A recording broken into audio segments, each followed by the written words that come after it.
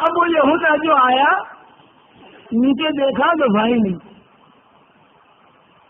اب وہ گھبرایا ہوتے ہیں، اور وہ گیا اپنے گاؤں میں گھر جا کر کہا بھائی وہ بھائی نہیں ہے، پتہ نہیں مر گیا یا کوئی جنات اٹھا لے گیا یا کیا ہوا. تو وہ 10 جو تھے نا انہوں نے کہا نانا چلو ڈھونڈنے نکلتے ہیں. اب یہ 10 جو ہے وہ قافلے کے جو پاؤں جان چلے گئے تو پیچھے پیچھے دوڑے اپنی اونٹنیوں کو لے کر، اپنے گھوڑوں کو لے کر، اپنے ایک دم سے، اور دیکھا کہ قافلہ جا رہا ہے. تو انہوں نے قافلے کو گھیر لیا اور کہا کہ بھائی یہ لڑکا یہ تو ہمارا غلام ہے، تو لے کے کہاں جا رہے اس کو؟ قافلے والے نے کہا بھائی تمہارا غلام کیسے؟ یہ تو ہمیں ملا ہے. تھوڑی سی تو میں ہوئی. یوسف علیہ السلام تو تھی سن رہے تھے، لیکن یوسف علیہ السلام نے زبان سے ایک جملہ بھی نہیں نکالا کہ ہم ان کا بھائی ہوں. لیکن یوسف علیہ السلام سمجھ رہے تھے کہ اگر یہ ان کے ہاتھ میں پھر چلا گیا تو یہ مجھے قتل کر دیں گے. خاموش سن رہے ہیں دونوں کی باتیں. یہ بھائی کہہ رہے ہیں یہ تو ہمارا غلام ہے، تم کہاں لے کے جا رہے ہو؟ کہہ رہے تمہارا غلام کیسے ہوا؟ ہم کو تو کونے سے ملا. یہاں تک کہ وہ جو اس قافلے کا چودھری تھا اس نے کہا کہ چلو وہ بھاؤ تاؤ کر کے یار معاملہ حل کرو نا، معاملہ ختم کرو کیا چاہیے تم کو؟ تو انہوں نے رقم مانگی. انہوں نے کہا نانا یہ تو بہت زیادہ، اتنا تھوڑی اس بچے کی اتنی قیمت لگتی ہے، تو اتنی قیمت. اچھا چلو کتنا؟ وہ انہوں نے کہا چلو 20 درہم دے دو. 20 درہم یہ ان لوگوں نے خرید دیا. 6 یا 10 ایک پیسے میں کتنے آئے بھائی؟ بندر باٹ. بندر باٹ اسے کہتے ہیں، بندر جو بانٹتے ہیں نا پیسے وہ یہ بندر باٹ کیے 2 لے لیے. لیکن یہ یہودا اچھا آدمی تھا، اس نے کہا بھائی میں تو یہ 2 درہم دے اللہ کے نام پہ صدقہ کر دوں گا، میں نہیں لوں گا. اس نے بندر باٹ میں حصہ نہیں لیا. اور یوسف علیہ السلام تو خاموش دے کے ساتھ. ارے بھائیوں نے پوچھا بھی نہیں بھائی کیسی طبیعت ہے، نہیں انہوں نے کچھ پوچھا. یوسف خاموش، قافلے والے خاموش، بھائی خاموش. بھائی نے کہا ہم کامیاب ہو گئے. بھائی اپنی کامیابی سمجھ رہے ہیں اور آسمان والوں میں ان کی ناکامی گنی جا رہی ہے.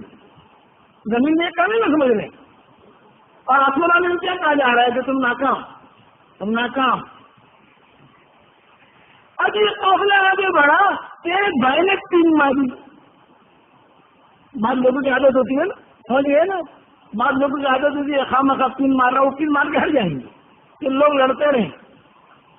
ایک بھائی نے کہا کہ ارے بھائی یہ کبھی ایسا نہ ہو کہ قافلے والے سو جاوے اور یوسف بھاگ کر واپس گھر پہ نہ آ جاوے. لیکن وہ قافلہ کو راجدھانی کے رفتار سے تو جا نہیں رہا ہے، وہ تو آہستہ جا رہا ہے. یہ بھائی کبھی ایسا نہ ہو کہ یہ سارے قافلے والے سوئے ہوں اور یوسف بھاگ کر جو گھر آ گیا تو سارا بھانڈا پھوٹے گا. اب یہ پھر واپس آئے بھائی لوگ، اور بھائیوں نے کہا کہ دیکھو اپنا تمہارا سودا تو ہو گیا، پیسے ہمیں مل گیا، لیکن یہ غلام کو ہم پہچانتے ہیں، یہ بھگوڑا ہے، یہ بھگوڑا ہے، اس لیے ذرا برابر باندھ کے لے جائیے، ذرا برابر تم کھینچے. یہ ذرا دیر بھی خاموش، کہیں بھگوڑا ہے. اچھا رستے تمہارے پاس نہ ہو، یہ رستے لو. کام پکا کرنے کے بعد لوگوں کی عادت ہوتی ہے نا، رستے بھی دیا ہے چلو یہ رستے لو، اور یہ بھگوڑا ہے ہم جانتے ہیں اس کو، ہمارا غلام ہے، اس لیے تم جو ہے ذرا اس کو برابر باندھ کے لے جانا. انہوں نے یوسف علیہ السلام کو بھائیوں کے سامنے ہی باندھا. یوسف علیہ السلام خاموش. بجات سیارۃ فارسلوا واردہم فادلی دلوہ قال یا بشرى هذا غلام واسروه بضاعة والله عليم بما يعملون. قافلہ آیا، جو قافلہ علماء نے مفسرین نے لکھا ہے اس راستے سے جا نہیں رہا تھا وہ قافلہ، لیکن وہ راستہ بھول گیا قافلہ. تو اچانک وہ ڈھونڈتے گئے تھے کہ اور سے ڈھونڈنے مل گئے یوسف علیہ السلام. ایک آدمی کو بھیجا کہ جاؤ پانی لے کر آؤ. اس نے جو ڈول ڈالی یوسف علیہ السلام بیٹھ گئے اور یوسف اوپر آئے. سارے یہ تو غلام ہے، انہیں نے چھپا دیا. اللہ کو معلوم ہے کہ یہ لوگ کیا کرتے ہیں، اللہ جانتے ہیں. وشروه بثمن بخس دراهم معدودہ. مفسرین نے لکھا ہے کہ وہ بھائی اتنے سیدھے سادے اپنے آپ کو بہت ہوشیار بھی سمجھتے تھے، لیکن پھنسے کیسے کہ یہ جو 20 درہم ملے نا وہ بھی کھوٹے سکے تھے. ان کو پتہ نہیں کھوٹا سکہ ہے، تو وہ بھی کھوٹے سکے میں دیکھا. وہ قافلے والوں نے کہا یہ لو تو سمجھے گا. وہ جلدی ان کو بھائیوں کا یہ تھی کہ جلدی معاملہ کر کے سب پٹا کر جلدی سے بھاگو. نہ کبھی کوئی آ گیا کسی نے دیکھ لیا. یعقوب علیہ السلام تو نہیں تھے، ان کی مریدین بہت تھے، کسی نے دیکھا میرا بھانڈا پھوٹے گا، ابھی تو پیسے لو اور بھاگو. بعد میں تو کہا تھا جلدی پوتلی لو اور بھاگو، ٹھکانے لگاؤ. کھوٹے سکے وہ لے کے وہ بھاگے، اور ان کو کوئی یوسف علیہ السلام میں رغبت بھی نہیں تھی. یہاں تک کہ یوسف علیہ السلام مصر پہنچے.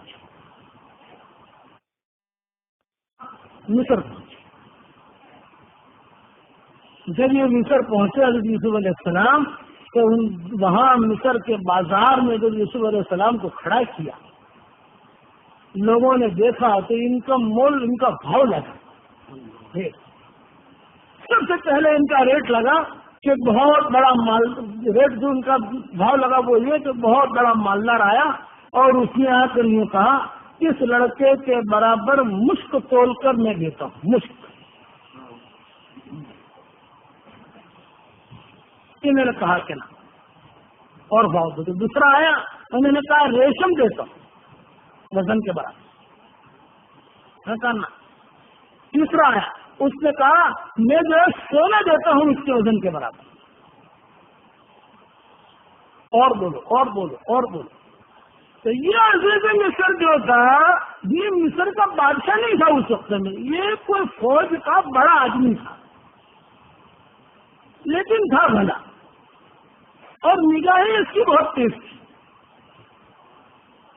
وہ اپنے کسی کام سے وہ یہ خریدنے کے لیے یا بازار میں نہ، وہ اپنی حکومت کے کسی کام سے وہاں سے گزر رہا تھا تو اس نے بھیڑ دیکھی. اس نے جو بھیڑ دیکھی تو دیکھا، پوچھا لوگوں سے کبھی کیا معاملہ ہے، بھیڑ کیوں ہے؟ ظاہری بات ہے کہ پولیس والا آدمی ہو، فوج والا آدمی ہو تو اپنی ڈیوٹی کے اعتبار سے پوچھے گا لوگوں کو بھائی یہ بھیڑ یہاں پر کیوں ہے، یہ لوگ کیوں کھڑے ہیں؟ تو لوگوں نے کہا کہ یہ غلام ہے، بہت ہی خوبصورت ہے، اور وہ اتنا خوبصورت ہے کہ جب کھانا کھاتا ہے تو لقمہ اس کے حلقوم سے دکھائی دیتا ہے. اتنا خوبصورت ہے یوسف علیہ السلام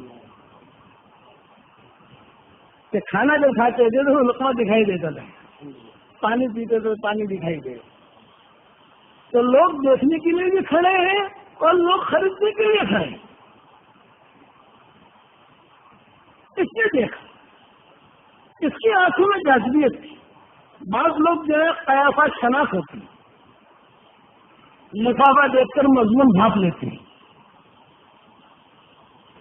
انہیں بھی یہ تھا ابو بکر کے جیسے شعیب علیہ السلام کی لڑکی موسیٰ علیہ السلام کو پہچان لیا، حضرت خدیجہ حضور صلی اللہ علیہ وسلم کو پہچان لیا. حضرت خدیجہ جو تھی وہ تو حضور صلی اللہ علیہ وسلم کی عمر تو 25 سال کی تھی، ابھی تو نبوت کا ملی تھی حضور صلی اللہ علیہ وسلم کو، لیکن حضرت خدیجہ پہچان گئی کہ مانو نہ مانو یہ بہت اونچا ہونے والا ہے. وہ آنکھی تھی تو یہ پہچان لیا. اس نے جب پہچان لیا لوگوں سے کہا کہ میں خریدوں گا. یہ کہ کیا بھاؤ لگاؤ گے؟ یہ کہا یہ اس کی جو قیمت تمہیں چاہیے تم لے لو اور اسے ہمارے محل میں ہے. بہت بڑی قیمت جو ہے یوسف علیہ السلام کی اس نے لگائی. وقال الذي اشتراه من مصر لامرأته أكرمي مثواه عسى أن ينفعنا أو نتخذه ولدا وكذلك مكنا ليوسف في الأرض بل نعلمه من تأويل الأحاديث والله غالب على أمره ولكن أكثر الناس لا يعلمون. اللہ کتنے پیارے انداز میں بیان کرتے ہیں. کیوں عزیز مصر نے دیکھا، دیکھتے ہی پہچان گیا کہ اس کی پیشانی سے نبوت کا نور ظاہر ہو رہا ہے. یہ بچہ بہت اونچا ہے لیکن کسی حالات کی وجہ سے یہ بچہ یہاں پہنچ گیا ہے. اس نے فوراً خریدا. بڑی قیمت دے کر خریدا. بعض علماء کہتے ہیں کہ جتنی قیمتیں لگی تھی ان سب کا مجموعہ اس نے کر لیا. مثلا کہ مشک اس کے وزن کے برابر اور عنبر اس کے وزن کے برابر, سونا اس کے وزن کے برابر, پیسے اس کے وزن کے برابر. اس نے کہا کہ یہ سارے کے سارے مشک لے لو, تم مشک بھی لے لو, عنبر بھی لے لو, سونا بھی لے لو, درہم بھی لے لو, دینار بھی لے لو. خبرا دی اور فوراً خرید کر جو ہے ہاتھوں ہاتھ یوسف علیہ السلام کو لیا اور سیدھا اپنے محل میں لایا. اور اس کی بیوی تھی زلیخا. ایک روایت کے مطابق اس کا نام زلیخا تھا, دوسری روایت کے مطابق اس کا نام راحیل تھا, لیکن زلیخا کا نام عام طور سے لوگوں کی زبانوں پر دونوں روایتیں ملتی ہیں. گھر جا کر کہا کہ دیکھ یہ لڑکا میں لایا ہوں, اسے غلام مت سمجھنا, کا احترام کرنا, یہ اونچا ہے, بہت اونچی ذات کا یہ ہے. اب حقیقت کیا ہے وہ تو ہمیں پتہ نہیں ہے, بعد بھی پتہ چلے گی, اس لیے اس کا بہت خیال رکھنا. یعنی غلاموں کے ساتھ جو معاملہ ہوتا ہے وہ معاملہ مت کرنا. عبداللہ بن مسعود رضی اللہ تعالیٰ عنہ شاید کی تفسیر میں فرماتے تھے کہ اللہ نے اس کو اتنا قیاب اور شرارت چاہیے کہ آدمی کو دیکھ کر بھاگ لیتا تھا. تو اسی طریقے پر شعیب علیہ السلام کی بیٹی اتنی سمجھدار تھی وہ کہ موسیٰ علیہ السلام کو دیکھ کر سمجھ گئی کہ قوی امین ہے یہ.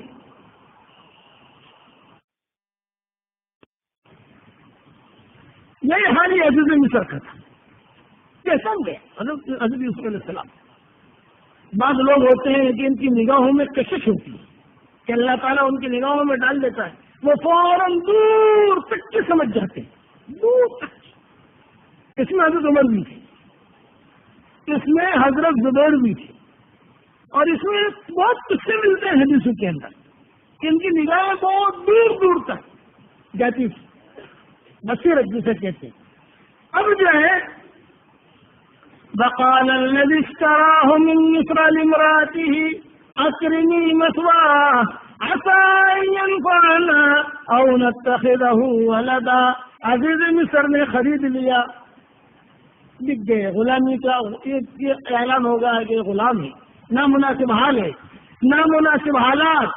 پہلا نامناسب حال کہ بھائیوں کے دل میں حسد آیا, دوسرا نامناسب حال کہ بھائی لے کر انہیں کنویں میں ڈالا ہے, تیسرا نامناسب حال 3 دن تک یہ کنویں میں رہے, چوتھا نامناسب حال کہ قافلے والوں کے ہتھے لگ گئے, پانچواں نامناسب حال کہ بھائیوں نے انہیں بے کھوٹے سکوں میں بیچ دیا, چھٹا نامناسب حال کہ بھائیوں نے کہا کہ بھگوان غلام میں ذرا دھیان رکھیے بھاگ نہ جاوے, ساتواں نامناسب حال کہ مصر کے بازار میں غلام بن کر کھڑے.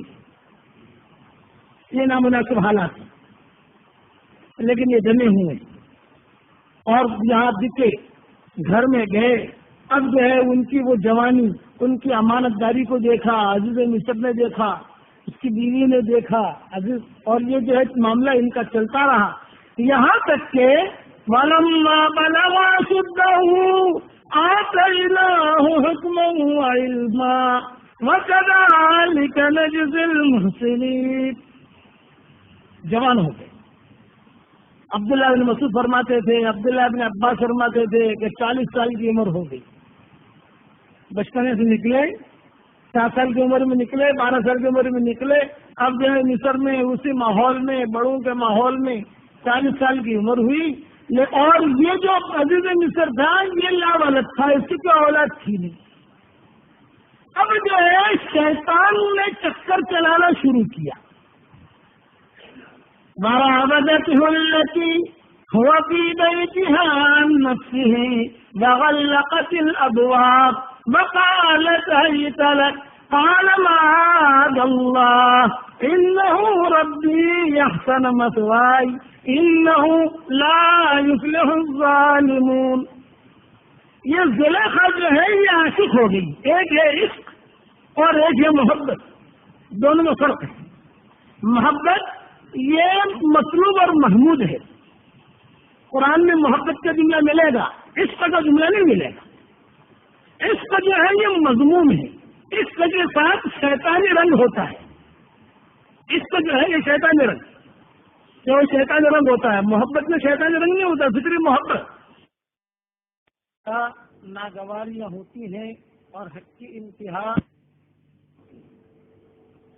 حق کی جو اساس ہے، حق کی بنیاد تقویٰ ہے اور باطل کی بنیاد یہ افواہ ہے۔ یہ بہت ہی اہم بات عرض کر رہا مولانا یوسف رحمۃ اللہ علیہ فرماتے تھے کہ حق کی بنیاد تقویٰ پر ہے، حق کی بنیاد اعانت پر ہے اور باطل کی بنیاد جو ہے وہ افواہوں پر ہے۔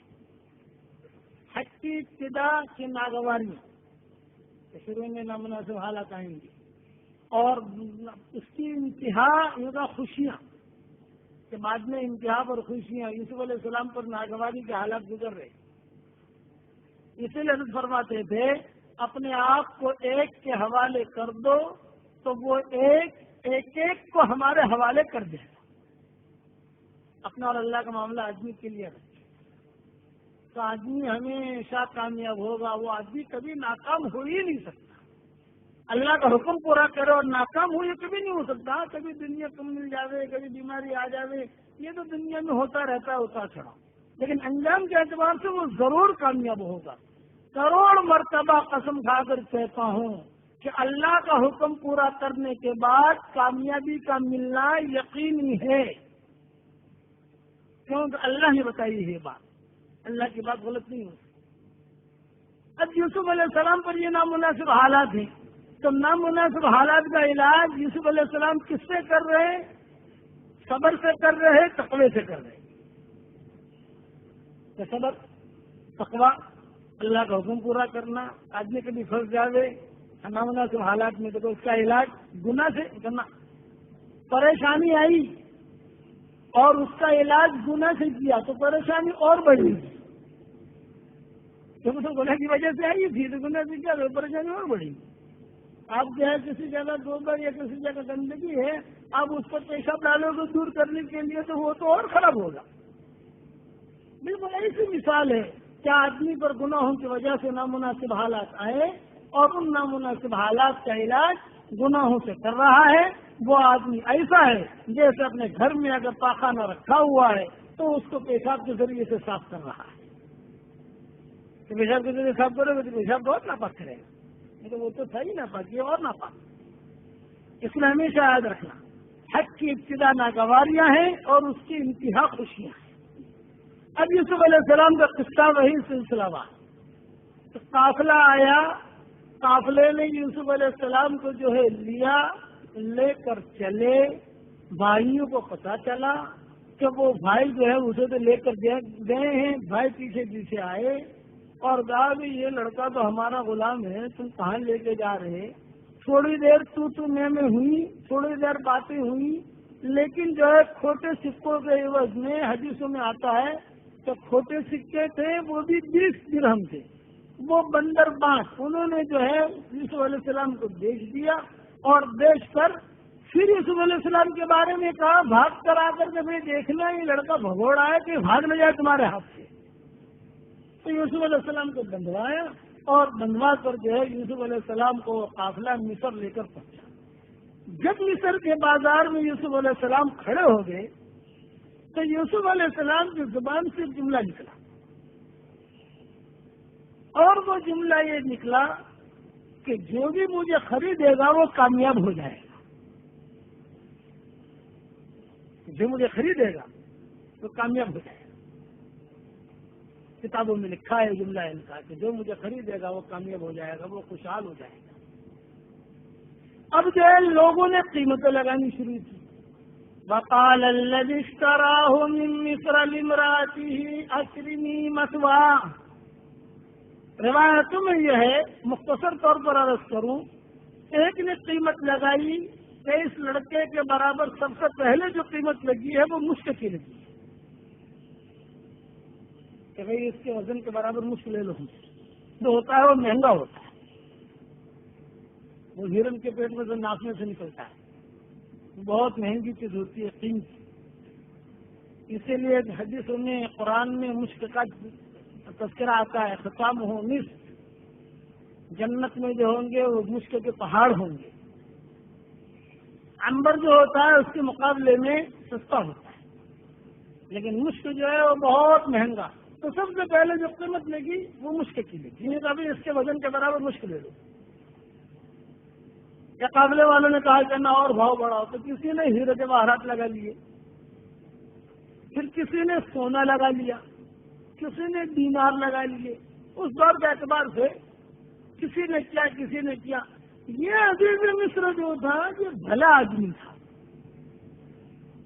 اچھا آدمی تھا. وہ کسی کام سے گیا ہوا تھا, اس نے دیکھا کہ بہت بھیڑ بھاڑ لگی ہوئی ہے, دیکھیں کیا معاملہ ہے کیا نہیں. روایت میں آتا ہے کہ اس نے دیکھا تو وہ تو دیکھ کے پہچان لیا کہ ہو بہت خوبصورت ہے یوسف علیہ السلام. جی کیا بھاؤ اس کا؟ یہ تو لگ گیا. یوں کہا کہ جتنا بھاؤ لگا ہے کبھی میں مشک بھی دے دوں گا, اس کے وزن کے برابر سونا بھی دے دوں گا, اس کے وزن کے برابر دینار بھی دے دوں گا, اس کے وزن کے برابر درہم بھی دے دوں گا, ہیرے جواہرات بھی دے دوں گا, اور جو چاہیے وہ بھی دے دوں گا. یہ غلام مجھے دے. 7 سال کی عمر ایک روایت کے مطابق, 12 سال کی عمر دوسری روایت کے مطابق.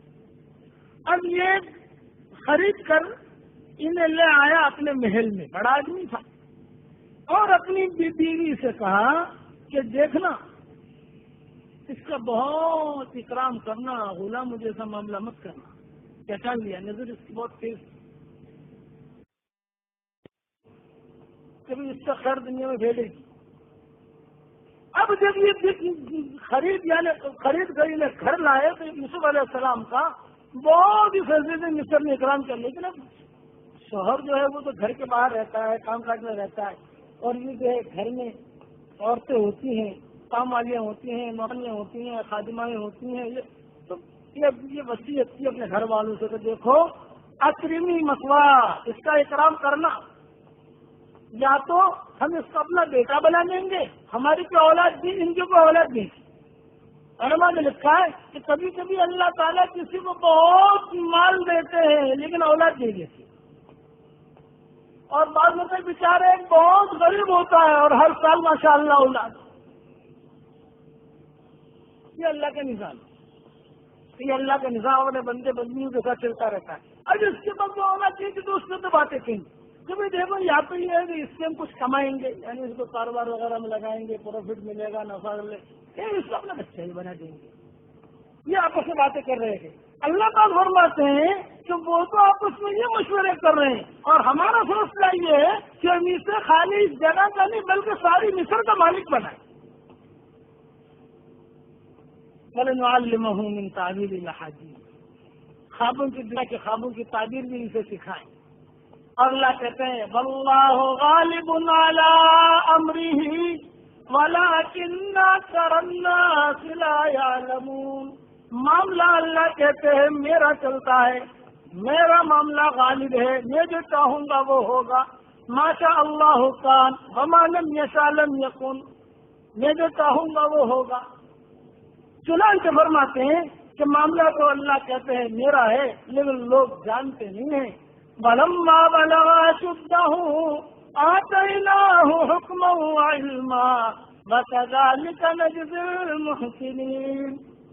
نامناسب حالات سے گزر رہے ہیں, بھائیوں نے حسد کیا, یہ نامناسب.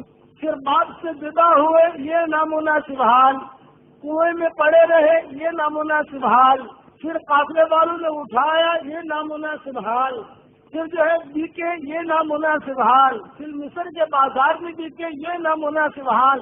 پھر مصر عزیز مصر کے گھر پر آئے غلام بن کر, یہ نامناسب حال. اللہ کہتے ہیں ان نامناسب حالات میں ہم انہیں لے کر چلتے رہے 40 سال کی عمر ہو گئی. 40 سال کی عمر میں نبوت ملتی ہے, اور 40 سال کی عمر میں عقل کامل ہوتی ہے. انسان چلتے 40 سال کو پہنچ جائے تو اس کی عقل جو ہے وہ کامل ہو جاتی ہے. اسی لیے ہر نبی کو 40 سال سے پہلے نبوت نہیں ملتی, 40 سال کے بعد. ہم نے نبوت بھی دے دی, حکم بھی دے دیا, علم بھی دے دیا, لیکن کیونکہ وہ کھڑے رہتے تھے اور ہر وقت وہ زلیخا ملاولت تھی کہ اس سے بھی کوئی اولاد تھی نہیں, تو وہ روزانہ کے لیے نہار اتنی مدت گزر گئی کہ اس کے دل میں جو ہے کچھ فطور آنا شروع ہوا، الگ الگ قسم کی باتیں کریں. روایتوں میں یہ ہے ایک دن کہا کہ یوسف تیرے بال تو بہت اچھے ہیں. تو یوسف علیہ السلام نے جواب دیا کہ میرے بال کیا اچھے ہیں، یہ میرے بال تو جب مروں گا تو سب سے پہلے میرے بال ہی مجھ سے جدا ہو جائیں گے.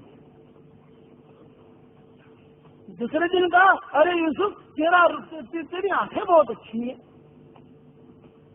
یوسف علیہ السلام نے کہا اور میری آنکھیں کیا اچھی ہیں، جب میں مرا کے چلا جاؤں گا تو قبر میں جاؤں گا تو سب سے پہلے جو ہے میری آنکھیں ہی میرا ساتھ چھوڑ دیں گی کہ یہی پانی بہ کر بہ جائیں گی، پتہ بھی نہیں چلے گا کہاں گئی وہ آنکھیں. پھر ایک مرتبہ کہا تیرے رفتاریں بہت اچھے ہیں، تیرا بدن بہت اچھا ہے. تو یوسف علیہ السلام نے کہا یہ تو مٹی سے بنا ہے اور مٹی ہے. تو وہ باتیں کرتی. یوسف علیہ السلام اب تک سمجھے نہیں کہ اس کے دل میں پاپ ہے، کیونکہ یہ تو سلیم الفطرت. یوسف علیہ السلام کی بڑا کٹھن امتحان تھا.